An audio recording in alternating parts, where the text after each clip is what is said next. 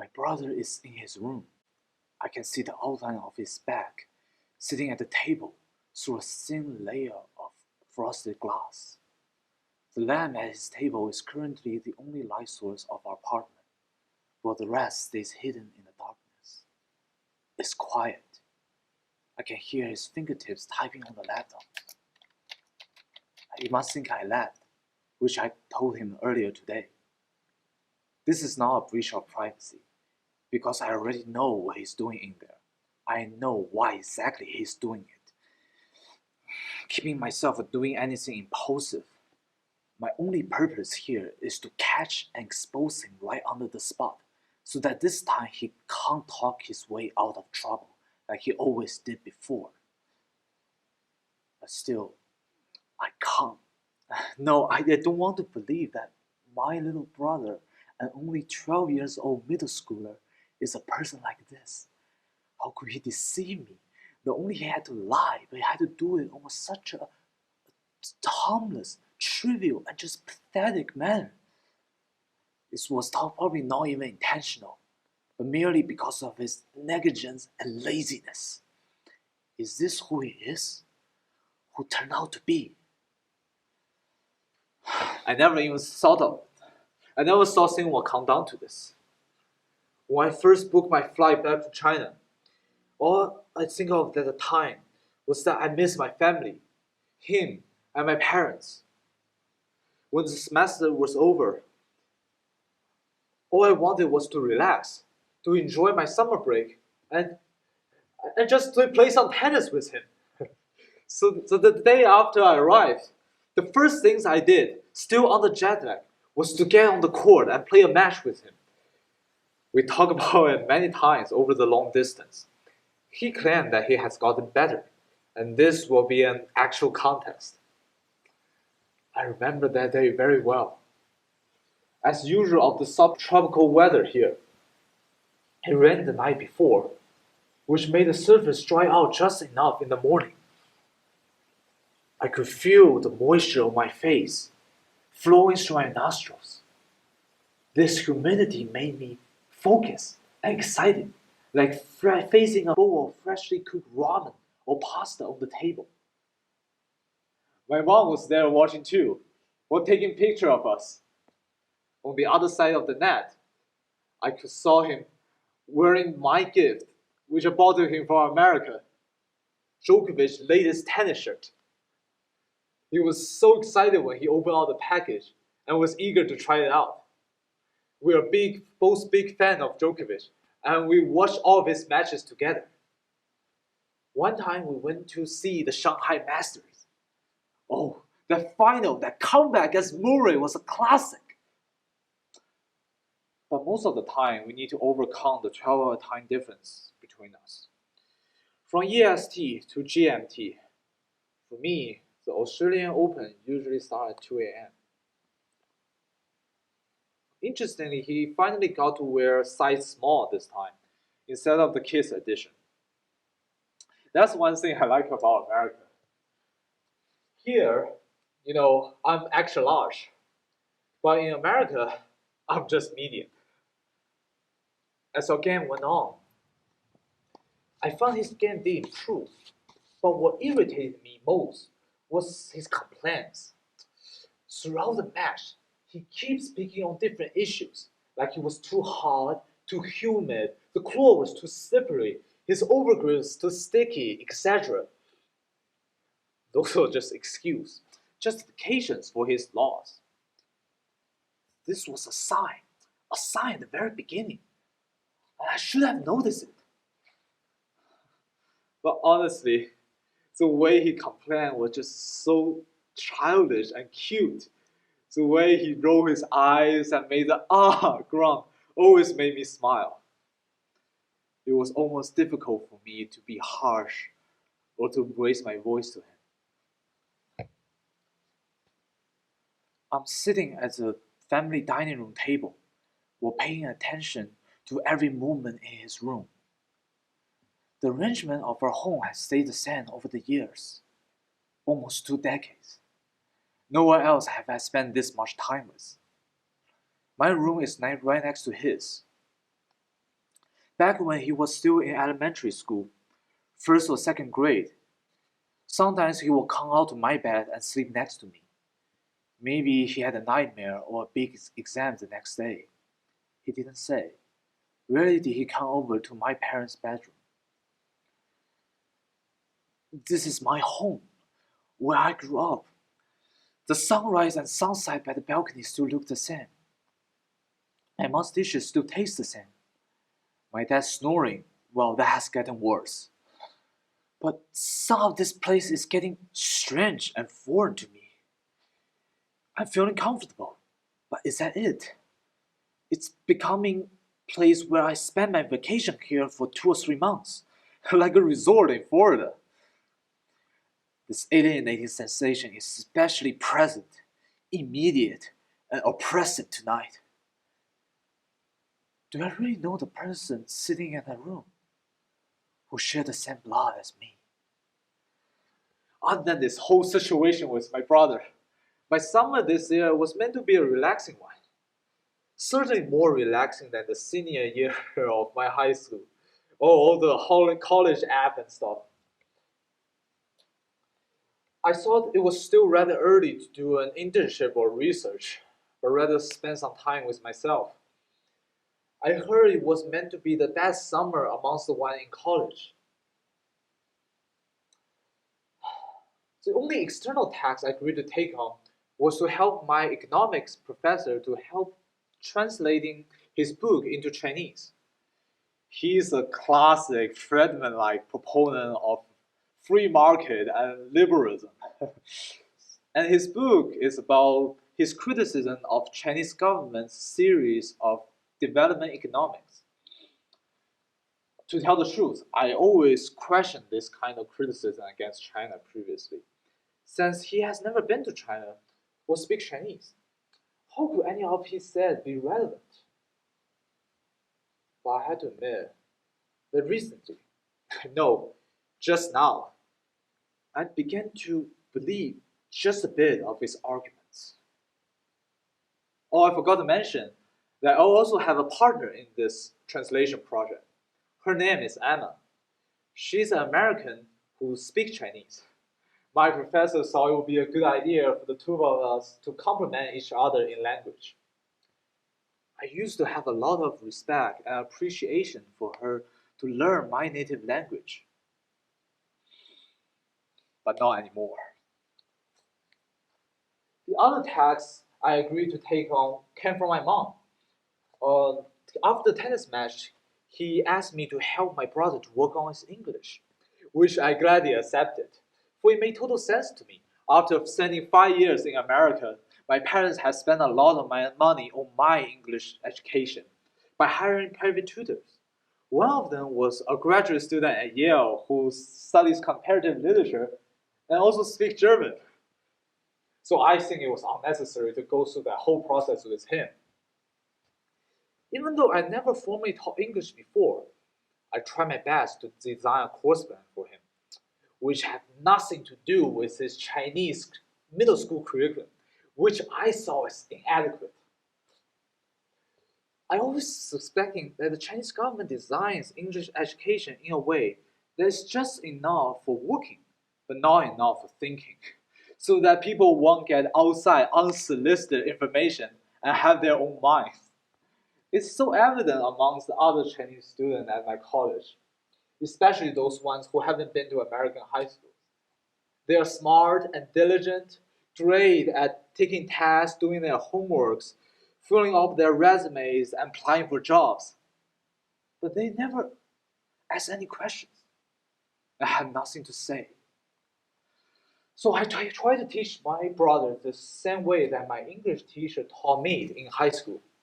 I will first give him a passage to read, then a related topic to write an essay on. And we will have a discussion about what he wrote. At the beginning, he was a bit reluctant, but I was hoping that by the end, he will come to enjoy it. At the time, I thought everything was going so great. Maybe I was overconfident, or simply in my own little stage, expecting people like characters, to follow my cues.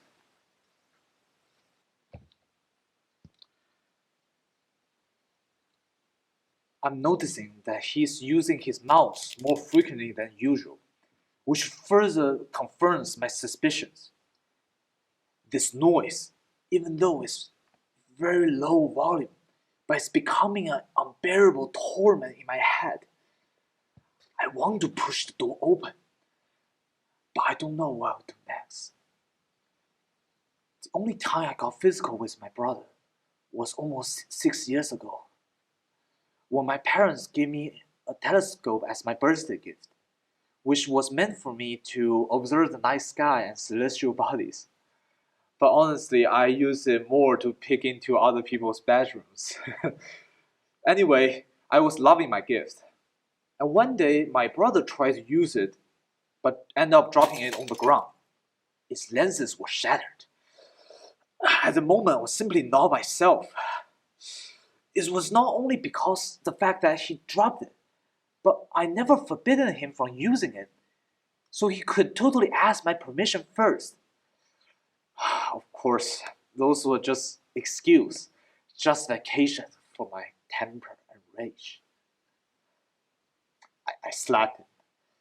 At the moment after I did it, when I heard him cry, immediately I regretted it. I realized that I would much rather that the telescope break than hear my brother cry. So from that day, I made a promise to myself that I will never, ever hurt him again. So I don't know. I don't know what I will do next. The moment I realized something was wrong was during my last online meeting with Emma, which was earlier this morning. Everything was still vivid and intact in my mind, almost like a short film. It was her night in America, while I was by my table drinking the morning coffee. On the computer screen, I saw her sitting on her bed, with hair down her shoulders, wearing a pair of pajamas. Unintentional, but I happened to notice her red toenails underneath. The passage we were translating that day was my professor's criticism of Chinese government's policy on alternative energy vehicles to surpass America and other European countries who had been dominating the traditional automobile industry. The Chinese government had been heavily invested on alternative energy vehicles by laying out a series of special policies, tax reductions, special interest loans, etc. As a result, instead of Chinese government getting ahead of America, as he claimed, there arose a wave of cheaters and opportunists who pretended to develop those vehicles. Well, really, they were just taking advantage of those benefits. As an example, he used that of an Chinese-American lawyer who first bought the patent of a so-called electric car technology and built a small plant in Mississippi, but created a huge fuss over it. Then he came over to China claiming that he's going to build another plant. But after he has received all the investment and loans, he simply went back to America as if nothing had happened.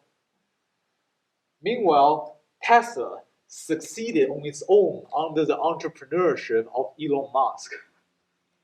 So one can imagine I was not in a great mood that day after reading and translating that passage intensively. But the meeting went fairly well, mostly because we didn't have any major disagreement over the translation. Anytime I would suggest a change, she would simply go along with me. It was at the end did she bring something up to me. She said, I think we need to make some more progress. Otherwise, we won't finish it in time. But we had the whole summer, I said. That should be enough. Seemingly to be amused, she smiled at me and said, well, I have other things this summer, so I'm thinking of finishing it this month. That's impossible, I said at once. This is not just a book, but a serious academic research which had to be accurate. Then she said something to me that I'm still perplexed to now.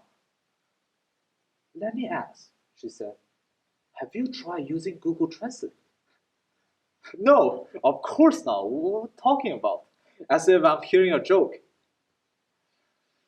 But she rolled his eyes and seems like she had dealt with many people like me before. And said, well, then you should. It's much easier. All you need is just to paste the text and let it translate first.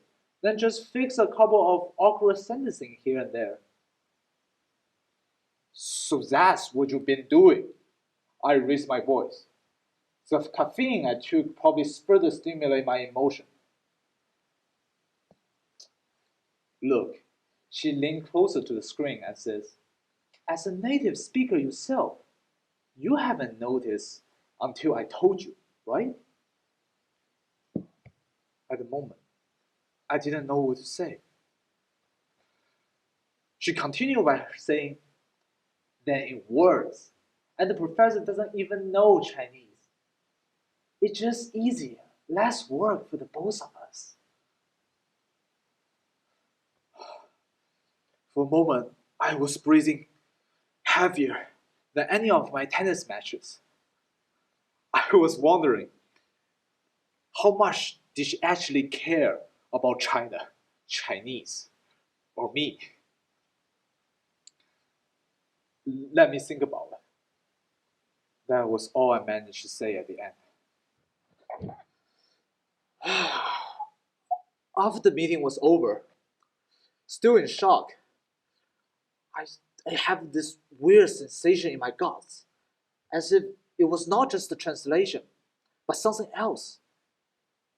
I still don't know how I thought of it, but I can only attribute to intuition. But I pull out all the essays, it was English essay my brother wrote, and paste them into Google Translate. I noticed that those English essays, even though they are all grammatically correct, but they sounded robotic, odd, and in the sentence structures of Chinese. Emma may have carved her traces better, but there's no doubt that my brother has been writing in Chinese, then translate them into English this entire time. How little, no, did I know anything at all?